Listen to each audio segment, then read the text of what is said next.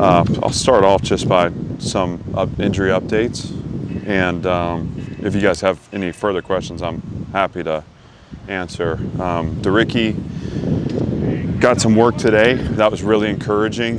Wasn't at 100%, but is so still questionable for Saturday. But the fact that he was able to practice some today tells me that he's on the trend line to being available. He's trending the right way, so we feel good about that. Darren Agu, Leighton Nelson, Gage Pitchford, Linus Zonk are all available. They were able to practice this week and incrementally kind of get back up to full speed. Junior Azubu is questionable for the game, still battling through some soreness, and that's kind of the latest. If you guys have any other questions about injuries, I'm happy to answer. I don't mean to be looking at you, Aria, but you're my injury guru. Yeah, I guess just like for not an injury related question, but what do you think is going to be the biggest challenge for your team this weekend against Wake Forest? Well, we have to recognize the opportunity we have,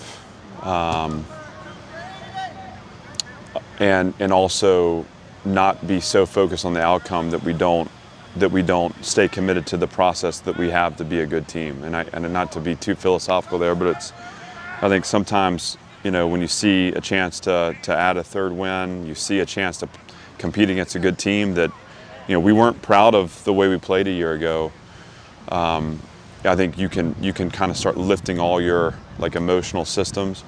I think we got to be really dialed in to the opportunity that is to go out and represent Vanderbilt football, to show our progress, to play together and to fight together, and not get too hung up on how it turns out. We're going to compete to win, but as long as we're playing to an identity, we're going to take whatever result we get and we're going to advance forward. And so that's kind of the challenge. Obviously, beyond just the pure X's and O's challenge playing against a good team, that's more of the psychological battle. But these guys are excited for it, and Wake will be excited for it too. It should be a great afternoon for football. How important is this game for you? They're all important for me. We don't have to go far in our past to realize that every one counts, and if we don't show up ready to play, the margins are thin. So obviously we have a chance to fight for the outcome we want. There's also opportunity to fall short of that outcome, and there's also opportunity we don't play to identity, where where teams are able to separate from us. So they're all important, they all count, they're all impactful towards our end goal, but no single game is going to represent our season. So whether it's a positive outcome and we feel great leaving Winston-Salem, or if it's a negative outcome and we're disappointed, it's going to be about how we respond to either of those and how we keep advancing our team forward to find out what we're capable of. How well equipped do you think your team is to go into a road environment against a team like that, and even on a stage like that as the first game of the day? I think that those are all circumstantial aspects, and what we want to do is have such tight identity and belief in who we are that we don't allow the external to impact the internal. So competitive maturity and focus, but also the ability to cut loose and have fun and to play, those are the challenges that I've issued to the team. I think we've had a good week of prep, and that's all we can do. Let's be intentional in our preparation so that we can go out and celebrate in performance, and tap into some of the energy we created in the second half against Alabama A&M. That would be the goal.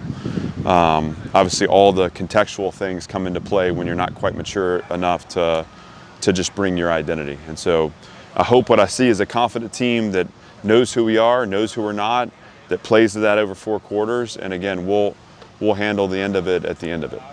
How much just having Darren and Drew back help you guys?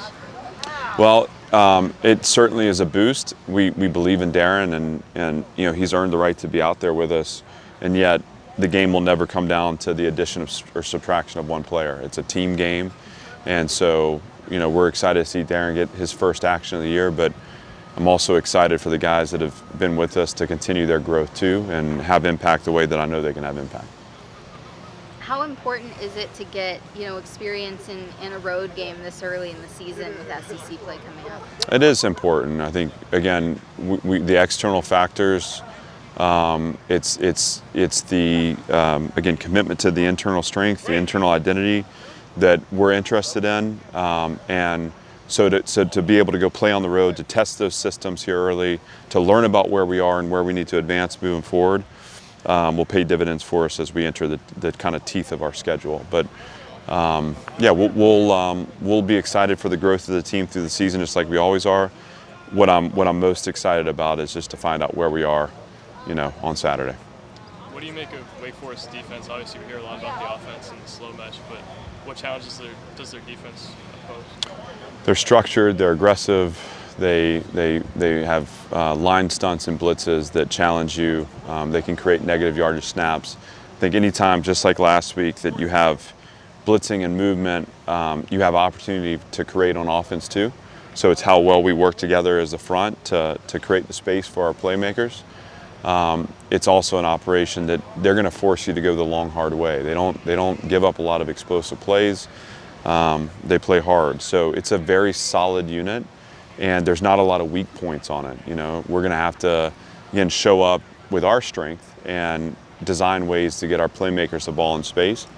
But we can't be discouraged by methodical drives that we stay committed on conversion downs to moving the chains, and then we score touchdowns in the red zone. That's really our recipe for having success on Saturday as an offense.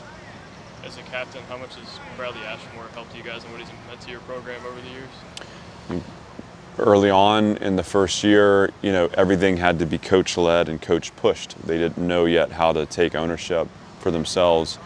Bradley was a guy that was exploring that ownership early, but still really trying to develop his own personal identity, his own confidence.